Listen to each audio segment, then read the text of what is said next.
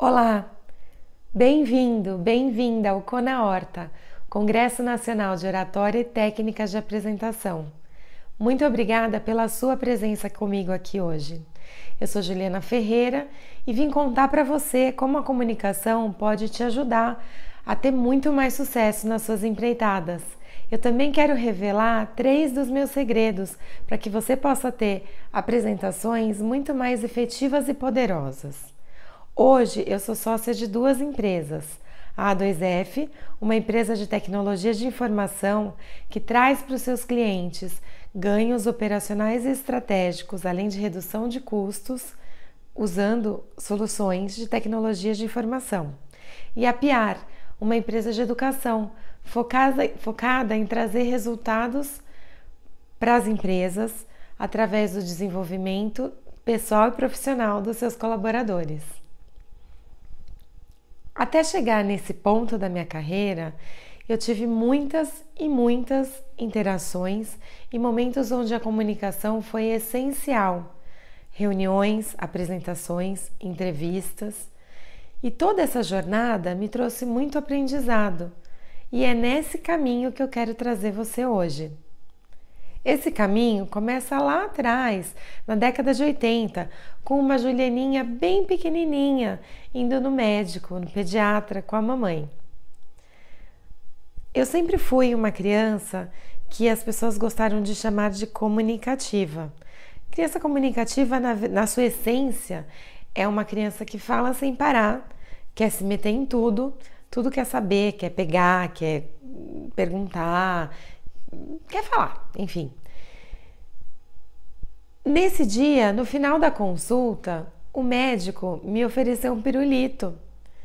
A minha mãe, querendo mostrar que a filha dela, além de comunicativa, também era educadinha, olhou para mim com aquele jeito que só as mães têm de olhar e falou para mim: Juliana, como é que se fala pro doutor? Bom, nem preciso dizer. Basta dizer para uma criança comunicativa como é que se fala essas palavras, como é que se fala, quando elas se juntam, elas têm o poder de transformar uma criança comunicativa numa criança muda. O pânico se instalou em mim. E a partir desse momento eu comecei a matutar aqui, pensar sem parar no que essas palavras poderiam significar. Como é que se fala? Como é que se fala? Como é que se fala? Como é que se fala? Como é que se fala? Eu não sabia o que falar. De repente, me veio a resposta. Olhei para o médico e falei para ele: doutor, o senhor me dá mais um pirulito para o meu irmãozinho? Tinha certeza que estava abafando. Olhei para minha mãe, com aquele jeito de criança de 4 anos. A minha mãe, mais que prontamente, fez aquele olho do demônio que, se ela pudesse te matar com um olhar naquele momento, ela teria matado. E falou: filha, como é que você fala pro médico? Bom, nem preciso dizer que a segunda vez do como é que se fala transforma a criança de muda em totalmente paralisada para o resto de sua vida. Pensei, até que eu cheguei na resposta. Olhei para o doutor e falei: por favor, me dá mais um pirulito para o meu irmãozinho. O médico achou aquilo muito engraçado. Me deu o pirulito. Se eu sair de lá com o pirulito, a minha mãe saiu com uma coisa ainda melhor. Um super elogio. Ele olhou para ela e falou assim: olha, dizem que quem tem boca vai a Roma. Essa daí vai longe. Bom, a gente começa a comunicação e a gente começa a trilhar os caminhos da comunicação muito no começo da nossa vida. Lá atrás, no nosso primeiro chorinho. Nosso primeiro chorinho já é uma comunicação. A gente comunica fome, sono, birra, manha. Todas essas coisas que a gente comunica com esses primeiros chorinhos, manhinhas. Mas até a gente chegar no ponto que a gente entende o quanto as nossas palavras são poderosas, demora um tempo. Só que essas palavras de fato têm um poder. Um estudo recente de Oxford apontou que as pessoas que se comunicam melhor são mais felizes. Vou repetir. As pessoas que se comunicam melhor são mais felizes. O estudo não falou nada sobre mais dinheiro, nem tampouco sobre mais sucesso, melhores relacionamentos, casamentos mais longevos, nada disso. A pesquisa dizia o seguinte: quem se comunica melhor é mais feliz. Ponto. Para entender essa frase, para entender essa afirmação, a gente precisa ir um pouquinho mais a fundo na nossa estrutura cerebral e em algumas substâncias que são chamadas neurotransmissores. Sabe quando a gente dá um primeiro beijo numa pessoa que a gente tá olhando e paquerando de longe há bastante tempo? Ou quando a gente termina de fazer 1 hora de exercício e tem aquela sensação de missão cumprida, aquela coisa gostosa? Ou então, e essa vou ter que pedir uma licencinha para a ala masculina, porque só as meninas vão entender, quando a gente está de TPM e a gente ataca uma barra de chocolate? Então, nesse momento, são os neurotransmissores que estão entrando em jogo, estão entrando em cena. Os neurotransmissores são substâncias, hormônios que existem naturalmente no nosso cérebro e ajudam a regular o sono, o apetite sexual, a sensibilidade à dor, o prazer. Alguns desses neurotransmissores são chamados hormônios do prazer. São eles a ocitocina, a dopamina, a serotonina e a endorfina. Quando a gente sente alguma coisa prazerosa, quando a gente sente alguma coisa que nos dá prazer, na verdade é um momento que o nosso organismo libera essas substâncias. Quando a gente consegue se comunicar bem com o nosso interlocutor e a pessoa com quem a gente está falando nos entende, quando a gente consegue passar nossa mensagem, quando a gente consegue ter essa relação de comunicação e esse diálogo, esse é um desses momentos em que essas substâncias são despejadas na nossa corrente sanguínea e a gente tem essa sensação de prazer e de bem-estar.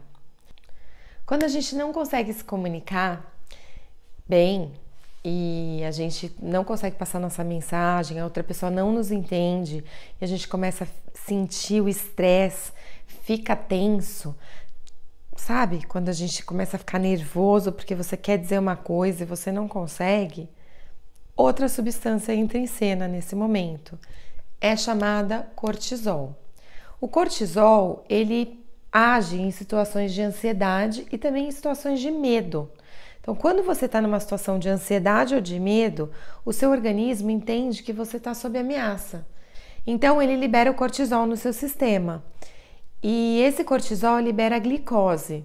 E a glicose, ela serve para nos dar energia para fazer o que a gente faz em situações de medo: fugir ou enfrentar.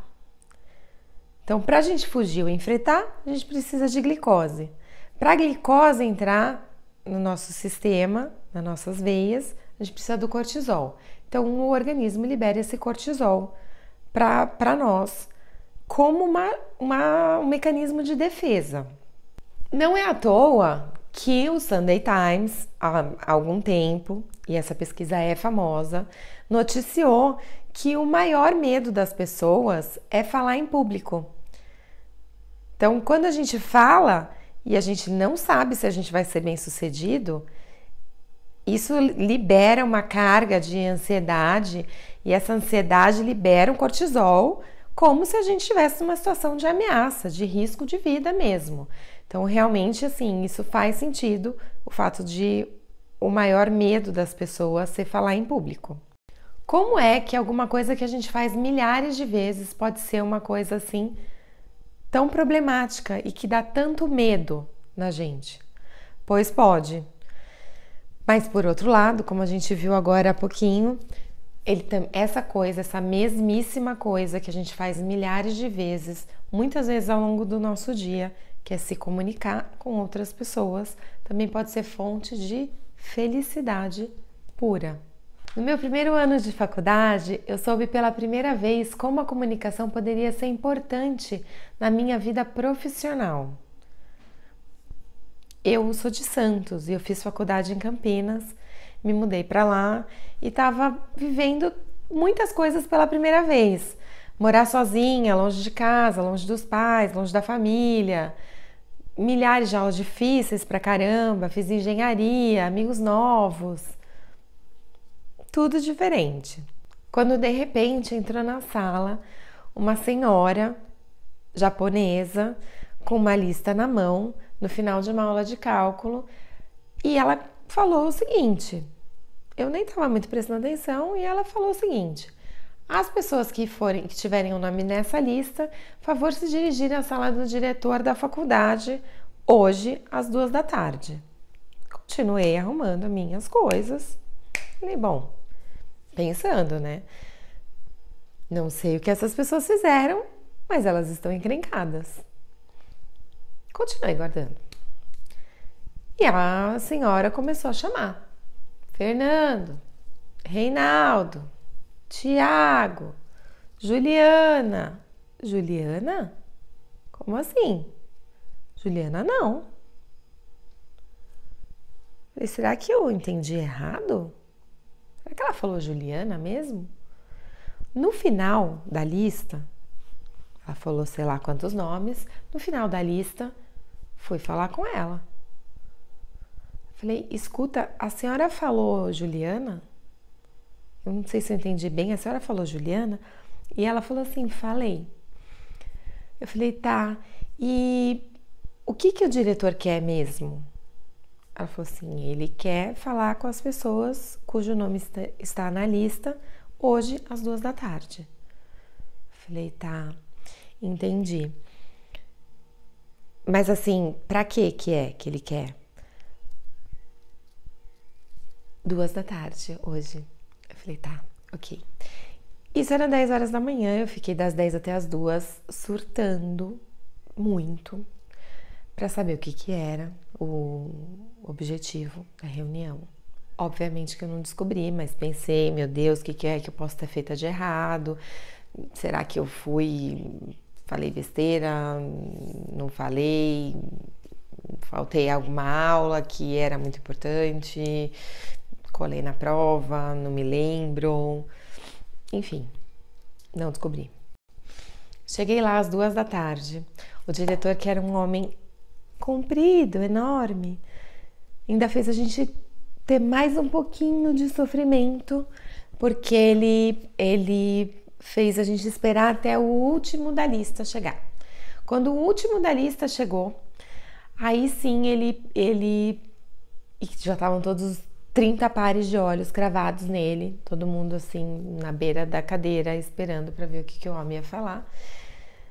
Falou assim, gente, olha só, a gente foi convidado a participar de um programa, uma empresa americana está querendo fazer um programa de trainee e eu escolhi algumas pessoas da turma para participarem desse processo seletivo e vocês estão escolhidos para participar desse processo seletivo. Bom, nesse momento meu cérebro desligou totalmente, porque assim, para quem tá na época de prestar vestibular ou acabou de prestar vestibular, ou já passou por isso em algum momento da vida, sabe que a última coisa que alguém que acabou de prestar vestibular, tipo no primeiro ano de faculdade, quer é mais uma competição, né? Você já estudou, você já fez 250 mil provas e tudo que você não quer é competição mais, né? Então meu cérebro deu uma desligadinha, fui para o outro planeta nesse momento e já pensando na próxima coisa que eu ia fazer. E ele continuou falando, bom, tem uma bolsa de estudos atrelada e a empresa vai oferecer também uma viagem para Nova York e um programa de trainee aqui A partir do ano que vem, durante 2 anos, pronto, voltei para a sala naquele momento, né? Como assim? Bolsa de estudos, dinheirinho, eu precisando de dinheiro para me manter em outra cidade, mais estágio, mais viagem para Nova York que eu não conhecia, enfim. Falei, bom, uma competiçãozinha a mais, uma competiçãozinha a menos, não vai ser isso que vai matar ninguém, né? Vou ter que ganhar esse troço. Vou ter, não sei como que eu vou fazer, mas tá pra mim. Tá comigo, sou eu. A primeira fase era uma fase de envio de currículo, carta de referência, uma carta do porquê você acha que você seria uma boa escolha para a empresa e tal. E passei. E daí vinha a segunda fase, que era a fase difícil mesmo, né? Que daí eles baixaram lá de 30 pessoas para 10, e daí essas 10 pessoas iam para a última fase para serem escolhidas 2 pessoas. Nessa última fase, a gente tinha sido solicitado a fazer uma palestra, uma pequena apresentação, explicando qual era o seu diferencial. Qual era o seu diferencial perante os outros candidatos, né? Então, por que a empresa deveria contratar você e não fulaninho, ciclaninho, betaninho para o programa de trainee deles? Essa palestra foi uma palestra muito difícil de fazer, porque primeiro eu estava no primeiro ano de faculdade, eu tinha 17 anos. Segundo, eu não tinha nada para falar, não tinha nada. Eu ia falar o quê? Né, assim, eu olhava para os 10 pessoas, para os 10 meninos que estavam lá concorrendo comigo e eles eram mais espertos, tipo, eles tinham notas muito melhores do que eu. Enfim, olhava lá para os outros 10 meninos que estavam, para os outros 9 candidatos e eu não tinha nada para falar. Porque, assim, nesse momento da faculdade, já tinha passado uns 2 meses e já tinha dado para entender que eles eram os melhores alunos da classe, que eles tinham as melhores notas, eles sabiam tudo, né? Assim, tudo que o professor falava, eles já sabiam antes. E eu não, né? Então, eu não sabia exatamente o que eu poderia falar. E daí me caiu uma ficha, assim, decidi que o meu diferencial era a minha comunicação. E foi uma decisão, não tenho outra palavra, assim, foi uma decisão. Naquele momento eu decidi contar um pouco mais sobre mim, falar um pouco sobre o meu bom humor, sobre minha mania de contar histórias, sobre como eu sempre fui uma boa filha, uma boa irmã, uma boa amiga. Então, essa foi a minha apresentação. E aí, o que eu fiz? Eu fiz uma apresentação que eu achei emocionante. Falei bastante sobre a minha trajetória, não minha trajetória acadêmica, mas a minha trajetória como pessoa mesmo, assim, saindo de Santos até indo parar lá em Campinas, os amigos que eu fiz ao longo do caminho, sobre a minha família e tudo mais. E peguei essa apresentação, mostrei para as pessoas que eu gostava, gravei a apresentação, na época era um gravadorzinho assim com fita, aqueles que a gente voltava fita e ouvia, né? Então assim, não era um gravador digital ainda, era aquele gravadorzinho de fita. Gravei a apresentação, ouvia para ver se eu estava falando bacana, se eu estava a entonação, meu ritmo estava bom e tudo mais. Mostrei para algumas pessoas, pedi opinião, algumas pessoas odiaram, algumas pessoas amaram. Todo mundo me deu sugestão, me deram dicas de coisas para colocar, histórias para tirar, coisas que estavam meio chatas, coisas que estavam bacanas, enfim. Quando foi chegando mais perto do dia, eu fui percebendo que eu não estava mais com medo. Assim, logo no começo, quando falaram que a fase final era uma palestra, eu fiquei aterrorizada. Mas no final eu tava bem ansiosa mesmo, assim, sabe assim, quando você tá excitada, feliz de contar para as pessoas assim a sua história e de mostrar para a banca de examinadores a minha obra-prima, porque para mim aquilo já era uma obra-prima, assim, uma coisa de outro mundo, do além.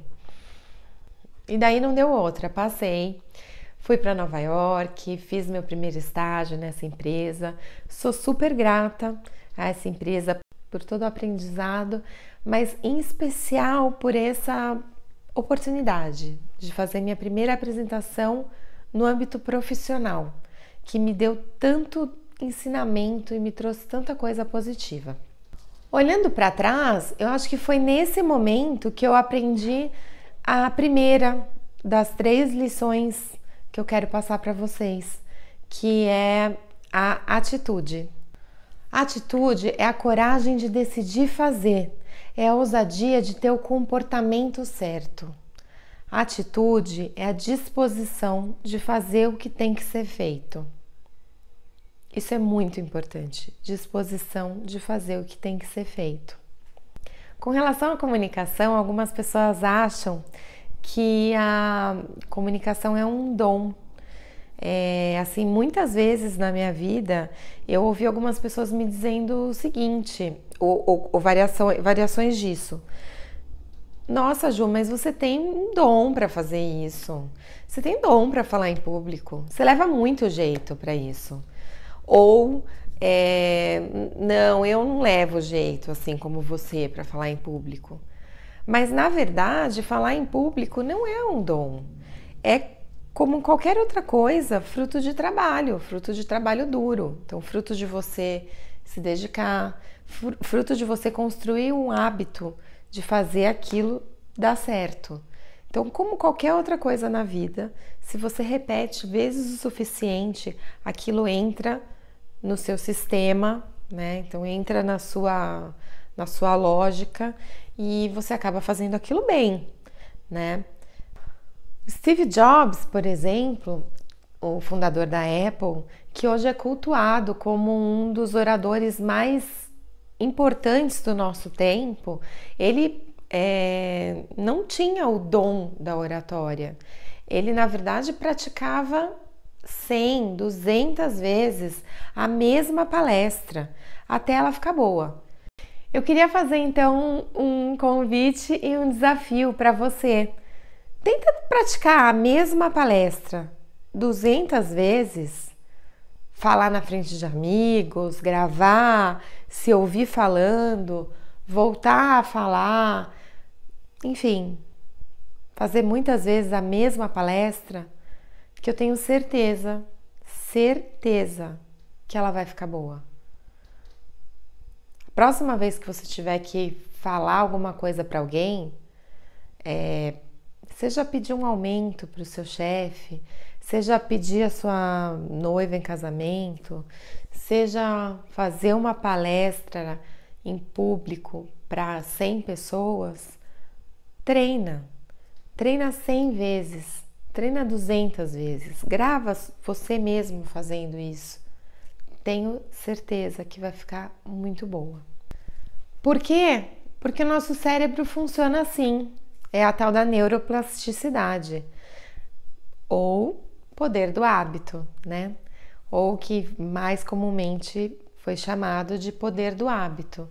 Com o poder da repetição, primeiro que tem aquela questão das substâncias, né? Que você vai tirando a ansiedade, vai tirando o cortisol do seu corpo, do seu organismo e vai trazendo as substâncias e os hormônios que te dão mais bem-estar e mais tranquilidade com relação àquele conteúdo.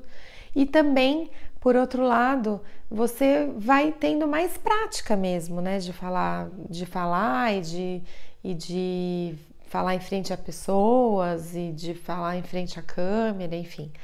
Então, o que não dá é para deixar a cargo da sorte, deixar a cargo do acaso, falar em público ou fazer uma palestra, porque de fato, quando você deixa a cargo da sorte, você acaba tendo azar. essa questão de não acreditar na sorte, não acreditar no acaso, também é ter atitude. Atitude também é essa certeza de que você pode.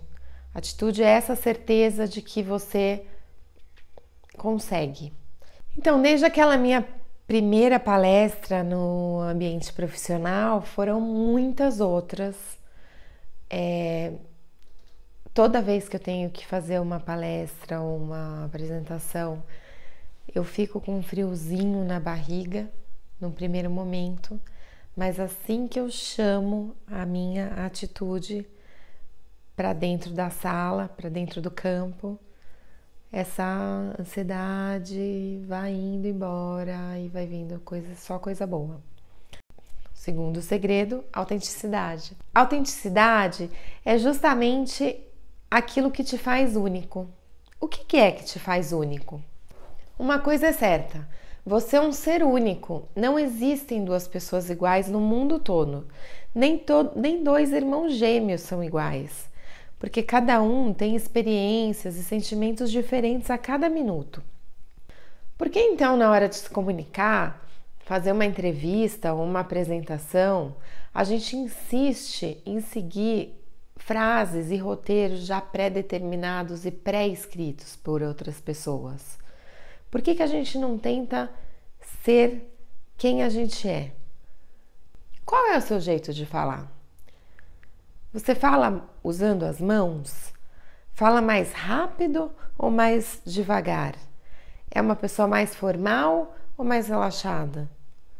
De qualquer forma, seja como for, seja você. Quando falamos daquilo que nos fascina, nossos olhos brilham, nossas palavras fluem, a nossa comunicação não verbal, nossa postura, nossos gestos, nossos olhares, eles comunicam, eles demonstram. Tente falar sobre um assunto que você não gosta ou não domina por muito tempo e você vai ver, em algum momento você vai travar. Existe uma frase do Steve Jobs que eu adoro e queria compartilhar com você.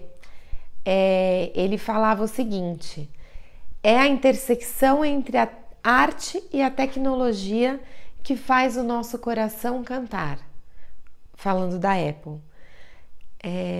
O que me interessa nessa frase é essa questão do o que faz o nosso coração cantar. Quer a expressão mais poética, mais linda para falar sobre a identidade? Sobre a paixão? O que faz o seu coração cantar? Eu garanto que quando você descobrir isso, você vai poder falar por horas a fio, na frente de qualquer público, e vai ser sempre um sucesso.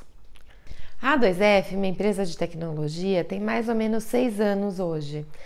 E a cada dia nós temos lá reuniões com clientes novos, entrevistas com pessoas que nós estamos recrutando, reuniões para apresentação de propostas de trabalho, resolução de problemas com clientes atuais e novos também. Para mim, ficou claro desde o início da empresa, e cada dia que passa isso se acentua ainda mais, que a coisa mais importante que uma empresa pode ter são as pessoas e os relacionamentos que se formam com as pessoas. Então, quais são os relacionamentos que nós temos com os nossos clientes, com os nossos colaboradores? Quem são as pessoas que nós estamos recrutando? Quais tipos de relacionamento elas estão fazendo com os nossos clientes? Que tipo de preocupação, de carinho com os problemas dos nossos clientes, com os negócios dos nossos clientes, essas pessoas estão formando? Isso é muito importante para mim. Num determinado momento, ficou evidente para mim que o time precisava de mais treinamento,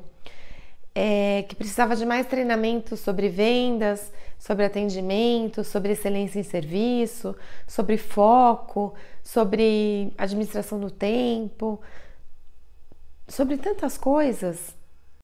E eu podia ter contratado uma empresa para dar esses treinamentos, mas não fiz.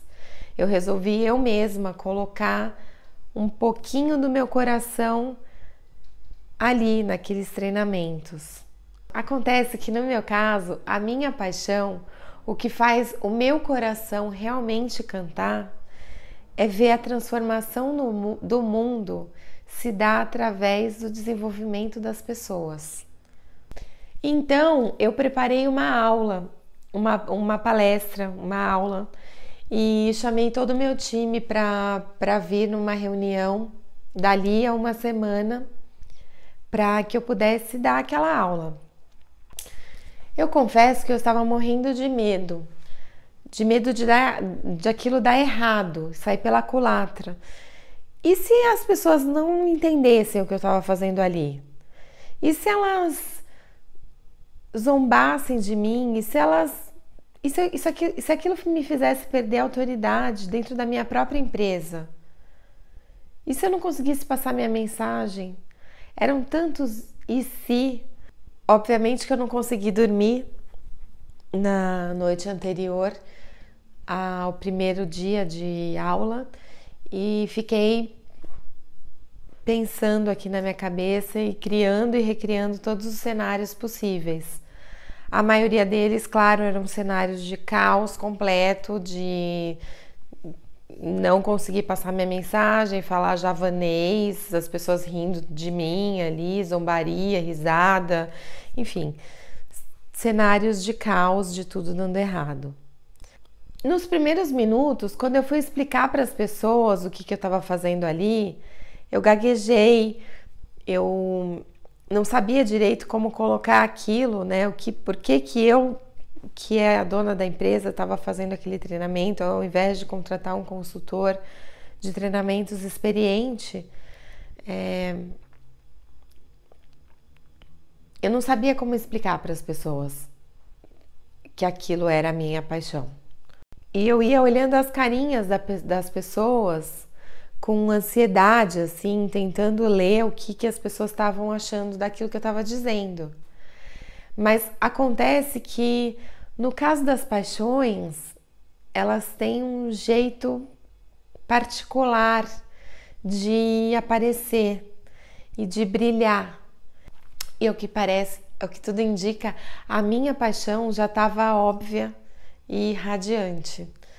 As pessoas tomaram aquilo com uma naturalidade impressionante, como se aquilo sempre estivesse destinado a acontecer desde o início dos tempos.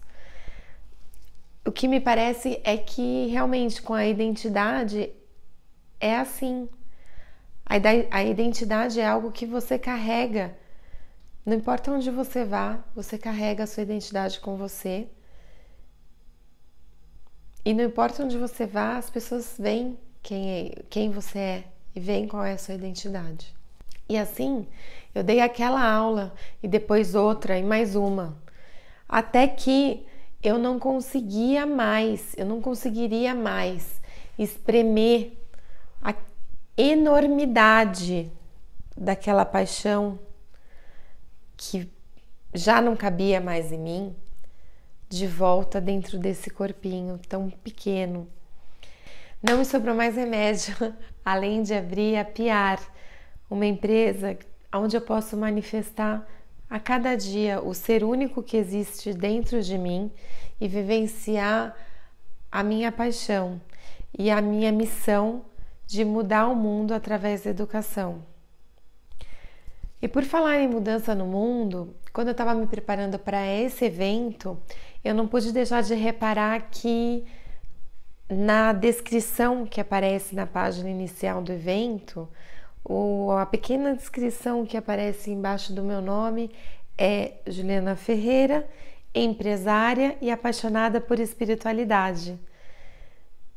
Eu achei uma homenagem linda. Quer coisa mais gigante para mudar o mundo do que a espiritualidade? Antes de continuar, eu queria dar a minha definição de espiritualidade antes que alguém possa confundir com religião e possa se ofender com alguma coisa. Eu concordo com o filósofo Mário Cortella, que no livro Qual é a Tua Obra diz que a espiritualidade é uma forma de olhar que as coisas não são um fim em si mesmas. olhar que as coisas não são um fim em si mesmas. E aí ele segue, né? E que existe um propósito maior para tudo aquilo. O que me importa mesmo na frase é esse pedaço, que as coisas não são um fim em si mesmas. Isso significa que ninguém é sozinho no mundo, que as coisas estão conectadas, que as coisas têm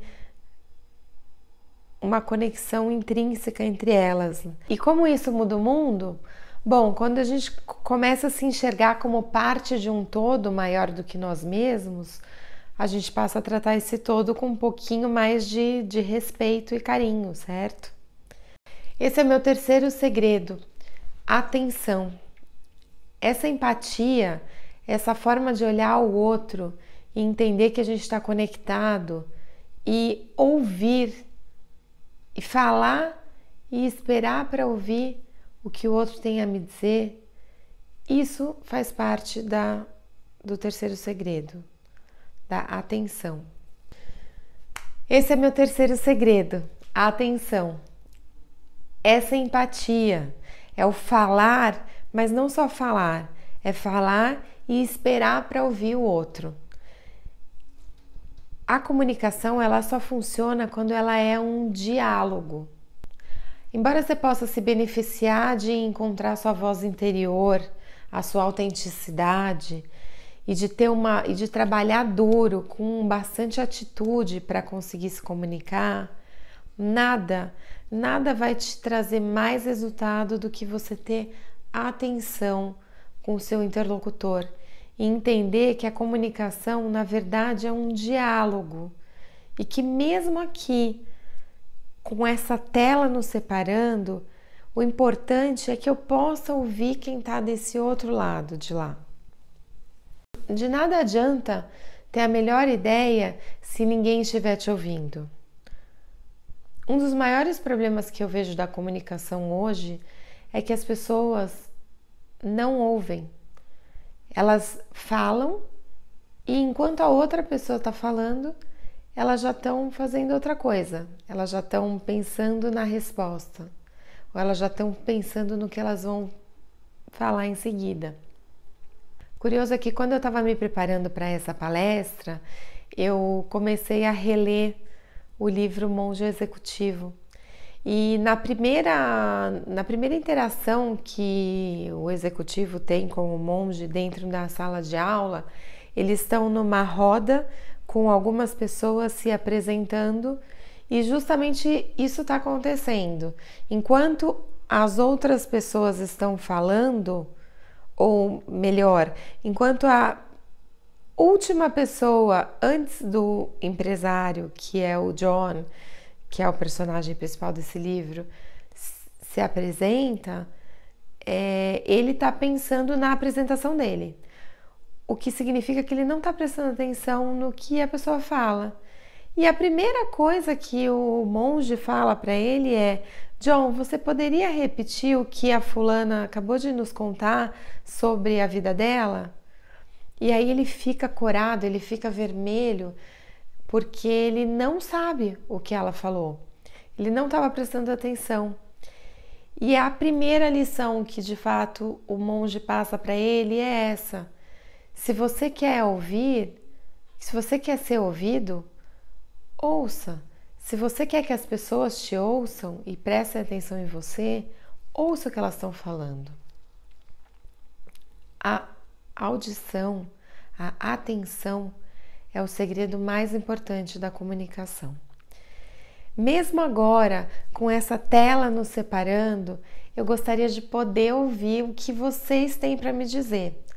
Então eu queria pedir um favor especial nesse momento, que você me conte o que você achou da palestra, que você me pergunte se você tem alguma dúvida com relação a esses temas que a gente abordou hoje aqui, ou que você me conte alguma das suas histórias que se encaixa nisso que a gente falou hoje, de coisas que você aprendeu, ou que você faz bem, ou que você não faz tão bem assim.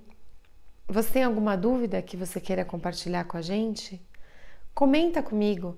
Deve ter um comentário aqui, uma caixinha de comentário.